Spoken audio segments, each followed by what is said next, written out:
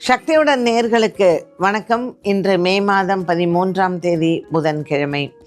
மேஷராசி அன்பர்களுக்கு இன்று நாள் முழுவதுமே மன நிறைவான நாளாக இருக்கும். ரிஷபராசி அன்பர்களுக்கு அலுவலக வேலைகளில் இருந்து வந்த குழப்பங்கள் தீரும். மிதுன ராசி நேயர்களுக்கு இன்று தன லாபங்கள் உண்டு. கடகராசி அன்பர்களுக்கு இன்று எதிர்பார்த்த பணவரவு கைக்கு வந்து சேரும். சிம்மராசி அன்பர்களுக்கு பல நாட்களாக இருந்து வந்த மனவேதனைகள் மாறும். கன்னிராசி அன்பர்களுக்கு புதிய கடன் முயற்சிகள் வெற்றிகளை தரும். துலாம் ராசி அன்பர்களுக்கு இன்று பல நாள் பிரிந்திருந்த உறவுகள் ஒன்று சேரும்.